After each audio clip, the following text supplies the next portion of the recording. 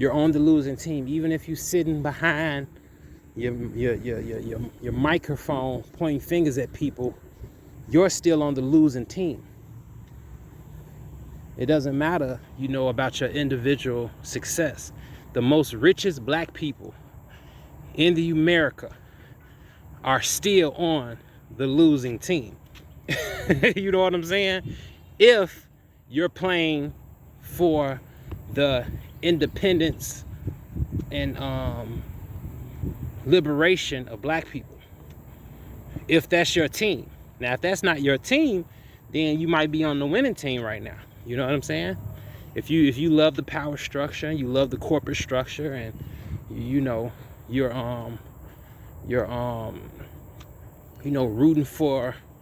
rooting for human categories to place people in, if you're into classism, if that's your thing, then you might be on the winning team. So that's what you really got to ask yourself. Where do you stand with yourself? And that's the thing. Like, there's a lot of black people who like this power structure. They think it's the greatest thing in the world. They think it's the best thing since sliced bread. You know what I'm saying? They believe in it. They're willing to die for it. You know what I'm saying? You got young black, white, Latino, Asian kids who's being shipped off to these different parts of the country to fight in wars and stuff because they believe in this power structure.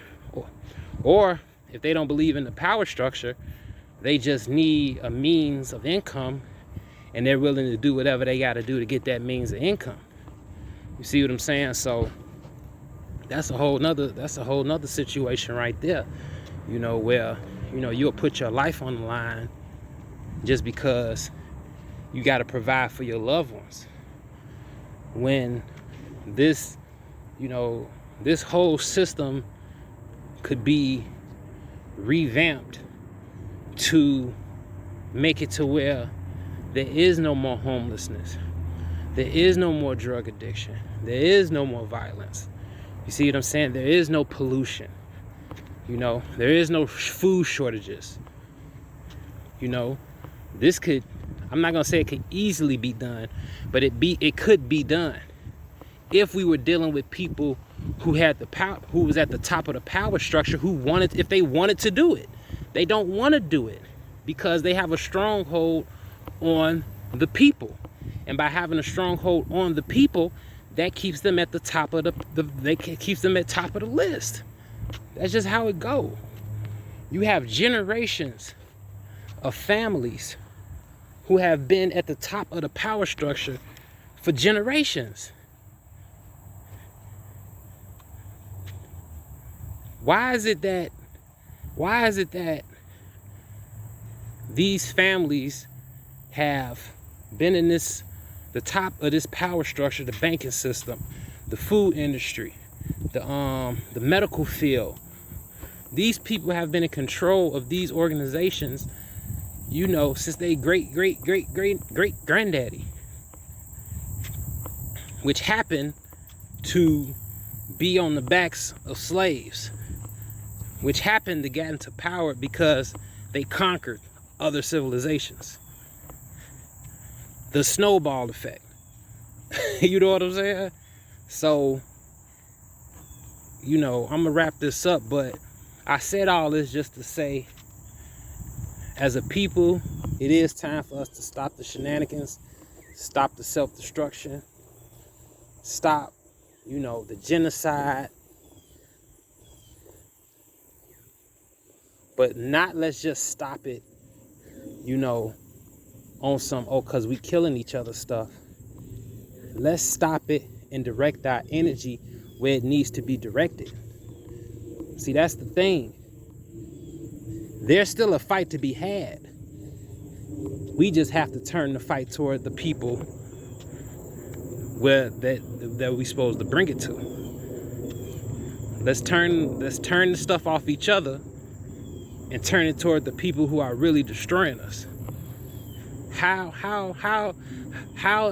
is it there is no systematic oppression when you have a food industry? You have a food industry that's knowingly putting chemicals in the food to feed people, that's causing them to be sick and die prematurely. In his video, he said something about, he said the people killing each other, the government doesn't care about cleaning up Chicago because that's the best form of population control. Okay. Population control is systematic oppression. Whether you're doing something or you're standing by watching something be done when you have the power to stop it, that all falls under systematic oppression. Like, that's what I'm saying. Like, it don't, you know, I don't know. You know what I'm saying? You know what I'm saying? Maybe I'm crazy, but the shit don't make sense to me what you're talking about. But, you know, we do have to take responsibility for our own actions, but in doing so with that, to couple along with that, we have to start directing our aggression toward the people, toward the puppet masters. Toward the puppet masters. It's time to cut the strings and get on the puppet master, because he been on bullshit. You know what I'm saying? So what I'm suggesting, one of the solutions is that, you know, we got to start, for one, let's stop pointing fingers. You know, like this internet thing is cool. You know what I'm saying? It's cool. I do it, you know, I enjoy doing it, but I ain't never been the type of dude that's gonna sit back and point fingers at people and not be trying to actively do something. You see what I'm saying? So that's what I'm in the process of doing right now with, you know, One Nation and our meetings and getting people to join the organization. And it's a membership, you know, just based off participation. Whenever you want to stop participating, you just stop participating. You know, this isn't a, this isn't anything else besides your willingness to want to try to help your people. You know what I'm saying? And help the situation.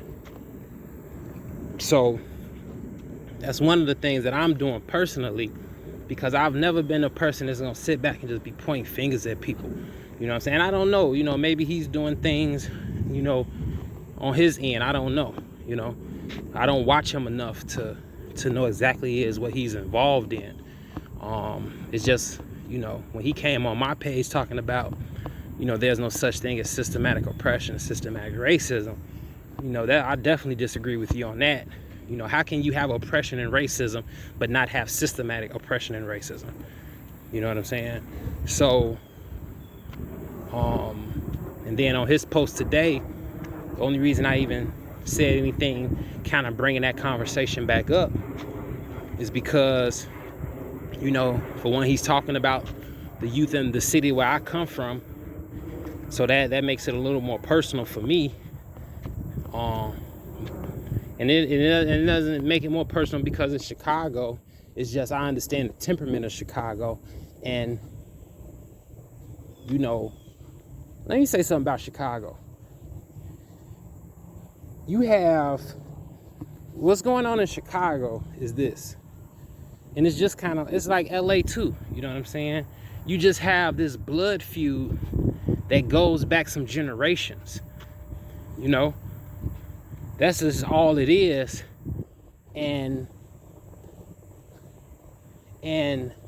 you know, they just won't forgive each other. You know what I'm saying? It's like, it's that simple. You know what I'm saying? Like, all this stuff could end if it's like, it's pride. You know, that's what it gets. It's pride. You know what I'm saying? At the end of the day, it's just pride. You got one group of gangs, and it's a little different in Chicago now. You know what I'm saying? Because I ain't been there in 4 years, but even when I was there, the gang culture isn't like it used to be. You know, it isn't necessarily, you know, it changed a little bit. It isn't as structured as it was. And it ain't always necessarily this gang against that gang. It's a little different. It's more like it's sets now.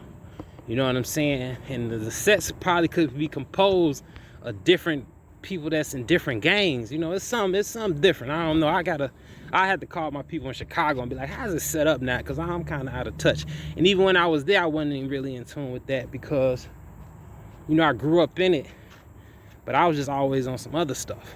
You know what I'm saying? I was always doing something a little different. But, you know, the people in Chicago, our youth in Chicago, you know, it's just a matter of just forgiving each other. You know what I'm saying? Like, all right, man, you done lost 15 people on your side. I done lost 16 people on my side. You know, just that one extra person they got on that side, they like, nah, we gotta settle the score. You know what I'm saying? It's just gotta come to a point where, you know, they forgive each other. You know what I'm saying? But we have to, you know, try to help show them that this is the puppet master right here. The reason you didn't bury 15 friends, even though that them people across the avenue or whatever, across the street, across the other side of the street, they the ones that pulled the trigger on your peoples. But the puppet master was the one that set y'all up to put yourselves in that position to kill each other. You know what I'm saying? That you the 4-year-old baby in the room, the other 4-year-old baby in the room, them the two gangs, and then the puppet master and came put both of y'all in the room with a gun, and then just lock the door and just see what's gonna happen. Who gonna shoot who first?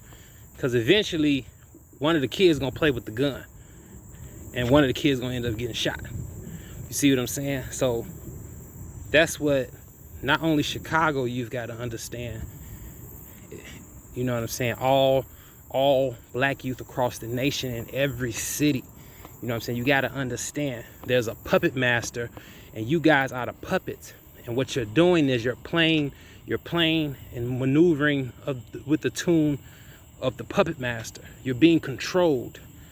You're being controlled without even knowing you're being controlled. That's what's going on. You're being controlled by a hidden entity, and you think what you're doing is of your own free will, when it is to a degree, but for the most part, you've been put in a situation to self-destroy yourself. To destroy yourself.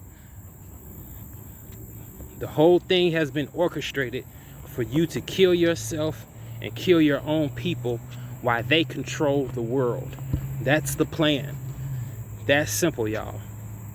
So for every black youth in America who drilling, who doing whatever you want to call it, you niggas is not in control of yourself.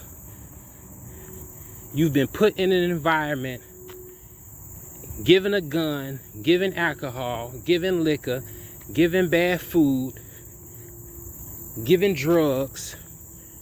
You've been shoved in a room with all this stuff that's only going to destroy you and the person that's next to you. The person on the other side of the street that you don't like, he's been put in the same room to kill himself and to kill you. You've been put in the same room to kill yourself and kill them. So when are you going to cut the strings from the puppet master and be like, you know what? This motherfucker been playing us for a fool for generations. Generations. These motherfuckers been playing you for a fool for generations. And you know what? Your kids, if you don't stop, your kids gonna get played for a fool too. Look forward to your kids going to 20, 30 funerals of their friends. And then on the other side, they gonna go to 20, 30 funerals of their friends.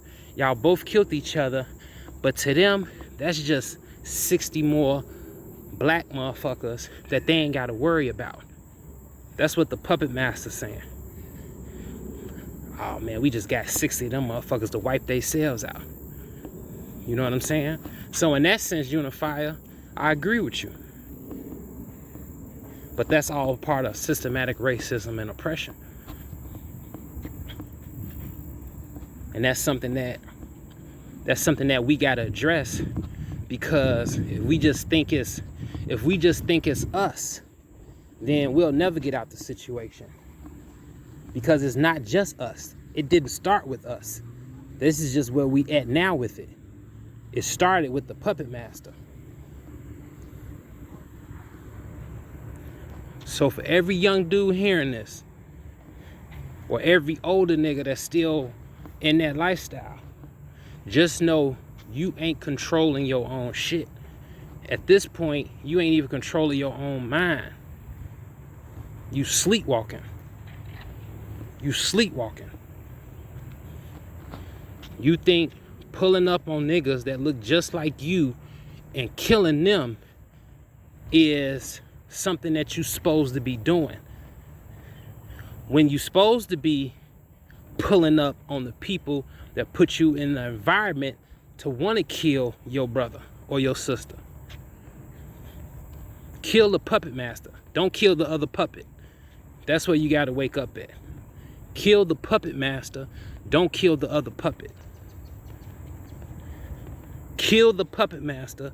Do not kill the other puppet.